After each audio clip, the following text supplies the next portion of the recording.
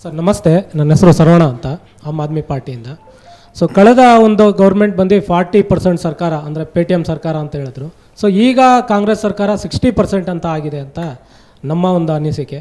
Corruption has become the starting in the, it has a part of the system. It has become a world phenomena.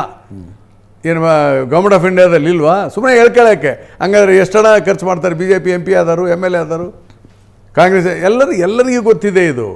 ನಾನು ಹೇಳ್ತಾ ಇರೋದು ಈ ವ್ಯವಸ್ಥೆ ಸರಿ ಮಾಡಬೇಕಾಗಿದ್ದಕ್ಕೆ ಒಂದು ಹೆಜ್ಜೆ ಮುಂದಿಟ್ಟಿದ್ದೀವಪ್ಪ ಅನ್ನೋದನ್ನು ಉದಾಹರಣೆ ಕೊಟ್ಟೆ ನಾನು. ಗೋಪಾಲ್ ಅಂದ್ಬಿಟ್ಟು JDS ಪಕ್ಷದಿಂದ ಹೇಳಿ. ಏನು ಈಗ ಸಿದ್ದರಾಮಯ್ಯ ಅವರ ಜೊತೆಯಲ್ಲಿ ಆತ್ಮೀಯತೆ ಏನು ಇಟ್ಕೊಂಡಿದ್ದಾರೆ, ಅವ್ರಿಗೆ ಮಾತ್ರ ಮುಖ್ಯಮಂತ್ರಿಗಳು ಅನುದಾನ ಕೊಡ್ತಾ ಇದ್ದಾರೆ. ಏನು ಒಂದು ಮುಖ್ಯಮಂತ್ರಿ ಸ್ಥಾನದ ಮೇಲೆ ಕಣ್ಣಿಟ್ಟಿರೋರ ಜೊತೆಯಲ್ಲಿ ಕಾಣಿಸ್ಕೊಂಡ್ರೆ ಅನುದಾನ ಕೊಡ್ತಾ ಇಲ್ಲ. ಮತ್ತು 10 ಕೋಟಿ ಅನುದಾನ ಬಿಡುಗಡೆ ಆದ್ರೂ ಒಂದು ಮಾಹಿತಿ ಸರ್ಕಾರದಿಂದ ಹೋಗ್ತಾ ಇಲ್ಲ ಒಬ್ಬ ಶಾಸಕರಿಗೆ.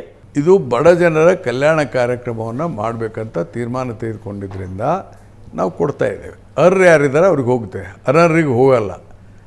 ಯಾರಿಗೆ ಅನರ್ಹರಿದ್ದಾರೆ ಅವ್ರಿಗೆ ನಾವು ಯಾರಿಗೂ ಕೊಡ್ತಾ ಇಲ್ಲ. ಯಾವುದು ಈ 2,000 ರೂಪಾಯಿನ 6,500 ಅದು ಎಲ್ಲ ಅದಕ್ಕೊಂದು ನಿಯಮಾವಳಿ ಇದೆ. ಆ ನಿಯಮಾವಳಿ ಚೌಕಟ್ಟಿನಲ್ಲಿ ಮಾಡ್ತಾರೆ. 5-10% ರೈಟ್ ರಾಂಗ್ ಇರ್ಬೋದು, ಅದನ್ನು ಸರಿ ಮಾಡಿಸಲಿಕ್ಕೆ ತಪ್ಪಿದ್ಲಿಕ್ಕೆ ಅವಕಾಶಗಳಿದೆ, ಅದು ಮಾಡ್ತೇವೆ. ಇನ್ನೊಂದು ಗ್ಯಾರಂಟಿ ಸ್ಕೀಮ್ಗಳಲ್ಲ.